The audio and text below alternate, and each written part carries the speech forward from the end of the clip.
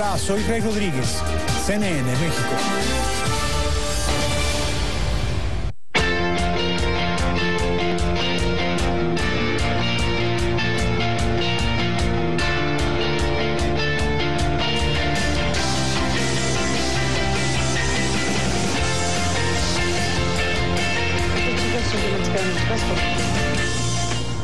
Buenas noches, bienvenidas y bienvenidos. Gracias por estar en este programa y gracias, como siempre, a la doctora Hilda Varela, que está en este estudio de CNN en la Ciudad de México. Hilda es profesora investigadora del Colmex, del Centro de Estudios de Asia y África. Y bueno, pues está aquí porque le hemos invitado para hablar de esta situación que simbra, que uno va siguiendo de cerca a nivel internacional y que tiene que ver con una matanza de jóvenes en Kenia. Digo esto como el gran hecho brutal, pero que involucran muchas cosas. Hilda, gracias, doctora, por estar aquí, bienvenida. Encantada, encantada. Bueno, todos estos días hemos seguido de cerca las declaraciones de las reacciones mundiales y las reacciones que efectivamente se conectan con esto que ha sucedido y sucede en Kenia. La insensata brutalidad, decía el Papa Francisco, por hablar de uno de los que han hablado sobre este tema. ¿Qué hay detrás de una cosa como esta? ¿Qué hay detrás de algo que simbra de esta manera? Y que por otro lado, también hay que decirlo, nos mandaba un mensaje una de nuestras televidentes, no tiene la atención que merecería. Hay otros hechos trágicos y sucesos que ocurren en otros lugares del mundo y que merecen, evidentemente, una mirada permanente del planeta.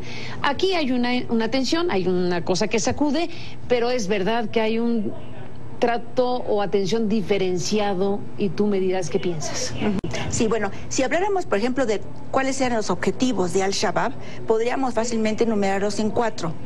Pero yo creo que lo más importante es mencionar el contexto histórico. En los 4 objetivos, yo diría, bueno, en primer lugar, llevar a cabo un acto terrorista espectacular para que sea creíble su fuerza, su capacidad militar fuera de Somalia. Eso por un lado. Por otro lado, en contra del modelo educativo de Kenia. Es una universidad pública en donde aceptan hombres y mujeres. Es una universidad multiétnica. Y Al-Shabaab está en contra de este tipo de modelo que ellos consideran occidental. Por eso la escuela. Por eso. Y es una University College. O sea, muchos de los muertos probablemente hayan sido menores de edad. El tercer punto, que es muy importante, es en contra del gobierno de Kenia, porque desde 2011 forma parte de las fuerzas de paz de Somalia. Actualmente tiene 4,000 hombres.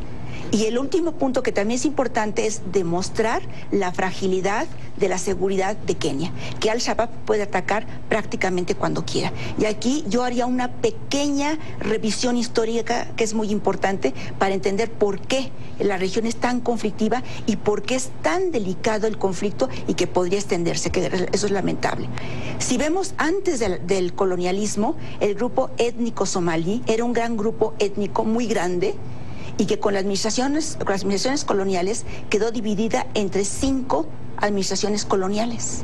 Por un lado, la Somalia italiana, por otro lado, la llamada Somaliland, que era colonia británica, la costa francesa de Afar e Isa, la parte del Ogadén, también son somalíes, y la parte norte de Kenia. Son somalíes étnicamente hablando. Eso por un lado. Por otro lado, en el año 1960 obtuvieron su independencia Somaliland y Somalia, y se unieron de inmediato en un solo país. En ese contexto, Kenia tuvo una independencia un poco más retrasada, precisamente porque había habido un conflicto muy violento, la famosa revuelta Mau Mau. Entonces, la independencia de Kenia fue hasta 63. En 62 se creó una comisión del gobierno británico para estudiar el tema de la frontera entre Kenia, todavía colonia, y Somalia, país independiente, y se hizo una encuesta entre la gente que habitaba en la parte noreste de Kenia, pero que son étnicamente somalíes. Y mayoritariamente ellos pidieron su separación de Kenia, estaban en contra de unirse a Kenia porque es un país predominantemente cristiano o con religiones tradicionales y además multiétnico. Entonces probablemente después se hubieran unido a Somalia, eso sí no lo podemos saber, digamos ahí queda. Entonces como Gran Bretaña lo que quería era una solución rápida de salir del conflicto colonial y ya arreglar una situación colonial difícil, no les hizo caso Y prácticamente de inmediato, estamos hablando de 63, antes de la independencia, empezó un movimiento armado en la parte noreste de Kenia, de población somalí, étnica, de religión musulmana. Y a esa guerra se le llamó la guerra de los bandoleros. La acabó a sangre y fuego el gobierno de Kenia una vez ya independiente, pero durante mucho tiempo la gente siguió conservando armas y se dedicaron, por ejemplo, a robar ganado, a hostigar a los granjeros, en fin. Entonces, en el 84, el gobierno de Kenia lanzó una medida represiva brutal, silenciosa. Prácticamente es muy difícil saber qué pasó. Los somalíes dicen que mataron a centenares, somalíes kenianos, quiero subrayar, mataron a centenares, todo en silencio. Sin embargo, obviamente no terminaron con el problema. Y ahora nos vamos a lo que pasó en 91 en Somalia. Inicia la guerra civil en Somalia y el país prácticamente se desarticula. Y en ese contexto, en Somalia, los que van a predominar son los llamados señores de la guerra, porque no había ningún partido político fuerte. Los señores de la guerra casi siempre eran antiguos jefes militares y que tenían milicias pequeñas o grandes, regulares, pero convirtieron en un caos. Entonces, en ese contexto, como la población somalí es básicamente musulmana, hubo un momento, ya en pleno siglo XXI, donde empezaron a surgir regiones gobernadas por tribunales islámicos. Entonces, cuando se dieron cuenta que estos tribunales islámicos lograban controlar el tema de la inseguridad, se unieron y crearon temporalmente un gobierno en la parte sur de Somalia, que se le conoce como la Unión de Tribunales Islámicos, y lograron una estabilidad impresionante en toda la parte sur. La gente podía salir a la calle, las mujeres podían ir al mercado a comprar, impresionante. Pero obviamente a ojos internacionales de Occidente, de Estados Unidos, era un peligro porque eran musulmanes. Pero eran musulmanes, era un grupo totalmente heterogéneo, que podía haber gente bastante radical, pero gente muy liberal, y que habían logrado la paz.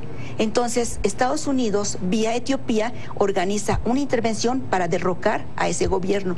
En ese contexto surge el movimiento Al-Shabaab, el movimiento de los jóvenes, que también es heterogéneo, y allí empieza un cambio radical. Ahora, lo que es importante en el caso de Somalia es que actualmente no predominan los señores de la guerra, sino los movimientos musulmanes. Entonces hay un cambio. ¿Y por qué digo que es importante? ¿Y cómo se da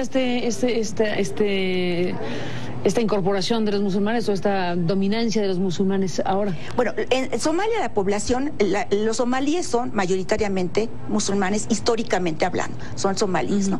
Y aquí lo interesante, musulmanes, y lo interesante es que ellos tienen una plataforma religiosa básica, pero además ellos están atrayendo a gente muy pobre, desempleada, sin una alternativa, y entonces esta gente encuentra en Al-Shabaab una expectativa. Al-Shabaab es un grupo totalmente heterogéneo, pero obviamente dentro de Somalia hay gente que está en contra de ellos, porque muchas veces la gente de las milicias está reclutada a la fuerza. Entonces no es una cosa que uno pueda decir, Al-Shabaab es totalmente dominante en Somalia. Tiene una parte de Somalia ocupada, pero obviamente también tiene oposición de otra gente somalí. Déjame, doctora Hilda Varela, regresar después de la pausa. Y bueno, estamos escuchándote toda esta revisión histórica y todo lo que está sucediendo en esta zona del mundo, a partir fundamentalmente de esto que ocurrió a principios de abril, el 2 de abril, como este grupo de militantes de Al-Shabaab pues invadieron este campus de esta universidad Garissa, ahí al noreste de Kenia, y esta masacre brutal de 147 personas, la mayoría estudiantes, como lo mencionas, y bueno, pues cómo se decretó en su momento los 3 días de luto nacional y todo lo que va involucrado en este asunto que sigue su curso en términos de las investigaciones, la identificación del autor intelectual del ataque de la Universidad de Garissa, según dijo el gobierno de Kenia. Después de la pausa, te pregunto y volvemos.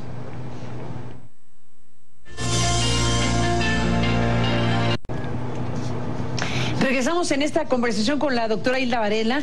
Bueno, como decíamos, a partir de este suceso de hace algunos días, del principio de abril, sobre esta matanza de 147 personas en este lugar de Kenia y toda la explicación que has dado, yo decía que, bueno, dentro de las investigaciones y los informes que se han dado en estos días, está el anuncio del gobierno de Kenia de un autor intelectual, digámoslo así, un personaje de nombre Mohamed Mahamud, con varios alias, ¿no? Dulyadin y Gamadere, como los alias que se identifican a este personaje, a quien se le coloca como el autor intelectual de esta masacre de 147 personas, según la información que ha dado a conocer en estos días el gobierno de Kenia. ¿Un personaje? ¿Este personaje? ¿Quién es detrás de 147 muchachos muertos? Yo lo que creo es que es una persona conocida por el gobierno keniano, que forma parte de una de las células de Al-Shabaab dentro de Kenia, porque él es un keniano étnicamente somalí. Keniano Étnicamente somalí y obviamente religión musulmana. Entonces, de alguna forma, es más fácil responsabilizar a alguien y demostrar ante la opinión pública keniana que está temerosa y está molesta. Hay jóvenes que han manifestado en Nairobi su coraje contra esta matanza de gente totalmente inocente. Entonces, bueno, es una forma de decir, miren, el cerebro, estamos detrás de él, fue una sola cabeza. Yo en lo particular creo que una operación bien hecha como la que lamentablemente se llevó a cabo, este acto espectacular bien de hecha matanza, para mal, sí. Bien hecha, bien planeada para mal, en detrimento de gente pobre, porque esto también es importante. Es una zona muy pobre, es árida, la comunicación con Nairobi es muy mala, la comunicación terrestre, en fin. Entonces yo la verdad creo que debe de haber más gente involucrada. No creo que haya sido un solo cerebro. Generalmente la forma en que opera Al-Shabaab es mediante células, y esas células pueden tener 3 o 4, digamos, líderes intelectuales de las acciones. Me parecería muy difícil que un solo hombre haya sido el que planeó todo. Digamos, tal vez sea la cara visible para el gobierno keniano, pero no necesariamente sea él el único que intervino. Bueno, ahí está identificado a este personaje.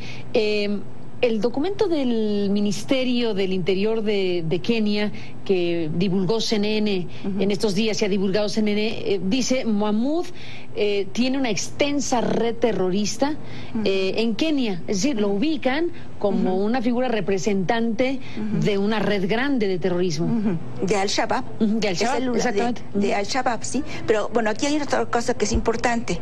Históricamente, en varias ocasiones se ha dicho que Al-Shabaab está destruida, que está acabada. Por ejemplo, si no me equivoco, fue hace como un año que el gobierno de Estados Unidos reconoció que tenía a 100 expertos militares en Somalia y que mediante un ataque aéreo y con drones habían matado al líder de Al-Shabaab, y Al-Shabaab estaba terminado. Y Al-Shabaab resurgió. Y esto se ha dicho varias veces. Ha habido conflictos entre los líderes de Al-Shabaab, porque su rayo es impresionantemente heterogéneo. Hay de todo allí.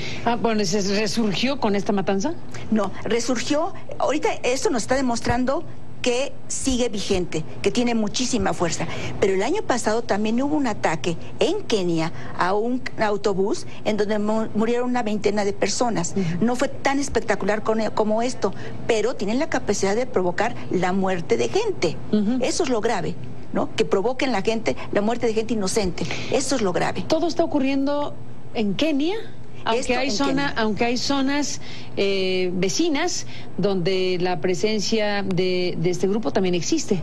Sí. Pero ¿por qué tanto Kenia? Sí. Bueno, aquí es importante tomar en cuenta que en lo que va de este año ha habido varios atentados atribuidos y en donde se ha responsabilizado Al-Shabaab dentro de Somalia. Por ejemplo, a un hotel de lujo en donde se supone que había políticos del régimen de transición de Somalia, y en este tipo de atentados no le dan mucha publicidad, pero se llevan a cabo dentro de Somalia. Ahora, ¿por qué el problema con Kenia? En primer lugar, porque la seguridad es sumamente frágil. Se ha demostrado, Kenia no tiene la capacidad de garantizar sus fronteras, por un lado.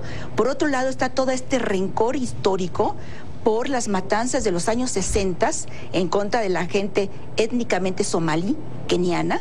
Por otro lado, la matanza del 84.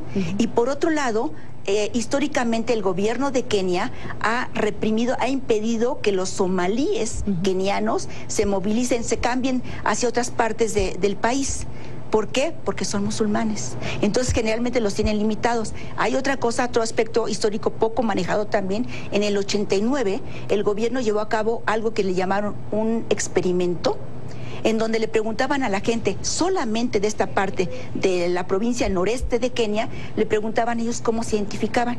Entonces, si decían somalí, le decían, eres extranjero y te expulsamos. Y si decían, keniano somalí, eres nacional, y le daban una carta de verificación, ¿no? Entonces, por ejemplo, todo este tipo de aspectos obviamente van creando rencor en la gente, se sienten marginados, y además históricamente en Kenia los somalíes generalmente, y los musulmanes, es un sector muy golpeado, que ha sido realmente muy humillado por el gobierno, muy ignorado en todo tipo de aspectos. Esta universidad, que es bastante nueva, es un primer intento de alguna forma de crear infraestructura en la zona, pero es una zona de una pobreza impresionante, y en esa zona se encuentra un campamento de refugiados somalíes, de gente que está huyendo de la guerra. ¿La escuela? ¿De los muchachos masacrados? Entre la escuela está, además eso también, la escuela está en medio de nada. Cerca está el pueblo, pero en realidad la universidad está un poco más alejada, y entre la universidad y la frontera hay un campo de refugiados somalíes sumamente pobres, sumamente pobres. Ahora, también está la otra cara de la moneda. En Kenia hay gente que atribuye cualquier cosa mala que pase en Kenia a los somalíes, ya sea kenianos somalíes o directamente somalíes. Y además hay somalíes que han llegado a los centros urbanos y están compitiendo por trabajos junto con los kenianos. Entonces eso a la gente keniana no les gusta, porque hay problemas de desempleo en Kenia, sobre todo del desempleo juvenil, hay altos niveles de pobreza, y hay otro elemento más que va a complicar, y es el hecho de que en Kenia recientemente, en el 13, se descubrió petróleo en la parte sur. Y en esa zona habita un pueblo pastoril muy ignorado, muy golpeado. Los Turkana están en la zona del lago Turkana, e indudablemente va a interferir en su forma de vida. Va a interrumpir la forma tradicional de esta comunidad pastoril. Entonces, bueno, si de por sí ya tiene conflictos internos, a esto agregamos la parte del noreste, que son somalíes, y lamentablemente no creo que los Turkana tengan la capacidad de hacer una organización política para defensa de su forma de vida. Es un grupo muy pequeño, es incluso un grupo que se considera en vías de extinción, pero esto le da mayor relevancia a Kenia.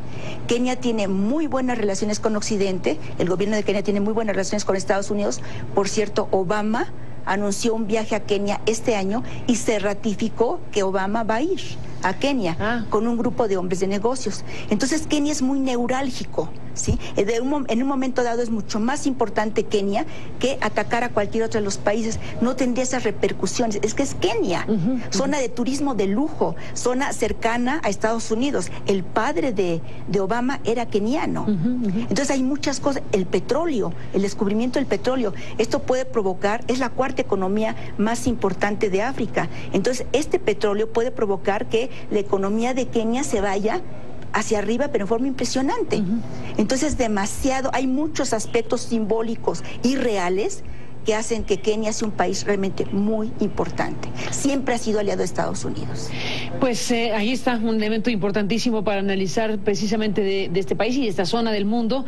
Déjame, doctora, regresar después de la pausa. Después de la pausa tenemos algunos minutos y entramos en esa parte final.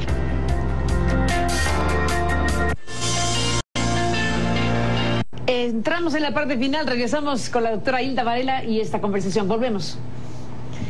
¿Cómo se llama? Michael Chegui. Bueno, doctora Hilda Varela, seguí escuchándote en el corte. ¿Por qué no me cuentas o nos cuentas al aire lo que me estabas aquí platicando sobre, digamos,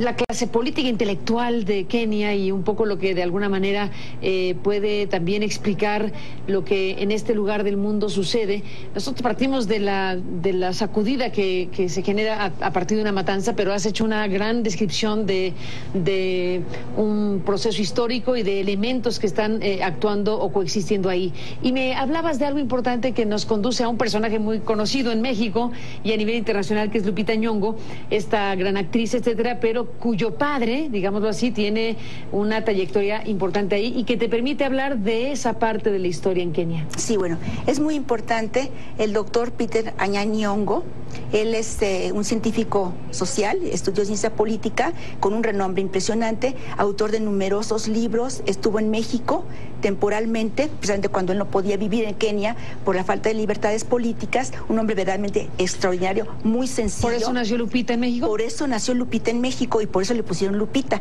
pero Lupita se la llevaron cuando era una bebé, tan solo. Y después Lupita quiso regresar a México para aprender español y ella se siente muy mexicana.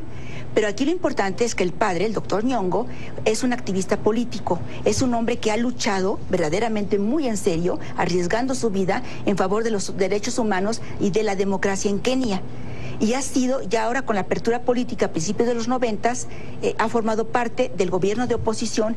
Desde la independencia ha dominado un mismo partido, la KANU, la Unión Nacional Africana de Kenia.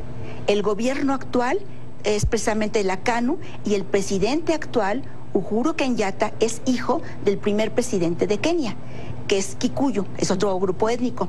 En el caso del doctor Nyong'o, subrayo, un gran académico, un activista en favor de derechos humanos, y curiosamente actualmente la gente que de alguna forma lo veo, en fin, dicen, ¿quién es el doctor Nyong'o? Ah, el papá de Lupita. Entonces me dice, bueno, parece mentira un hombre con esa trayectoria y con ese carisma.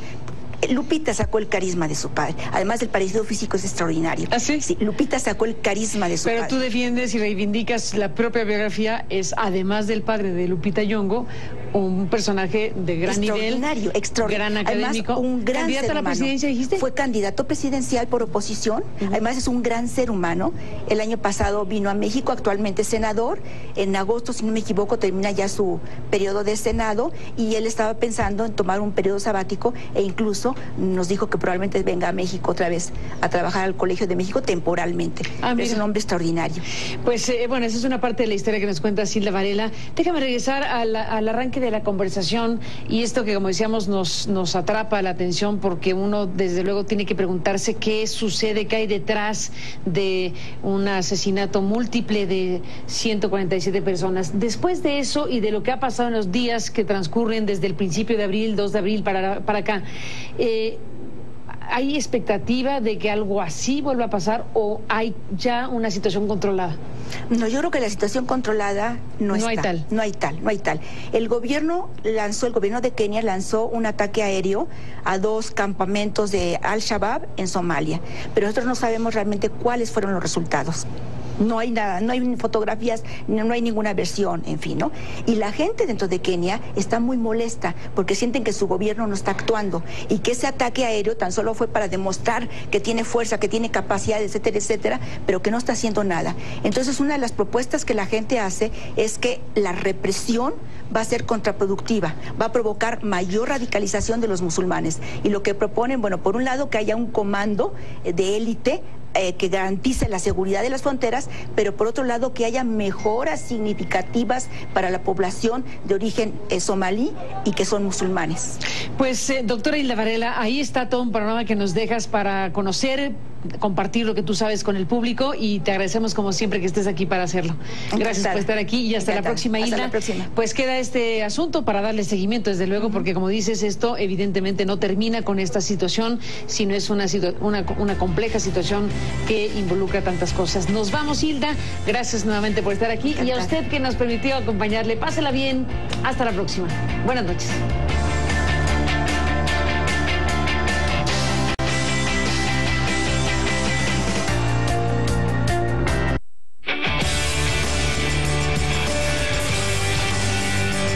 Somos CNN México.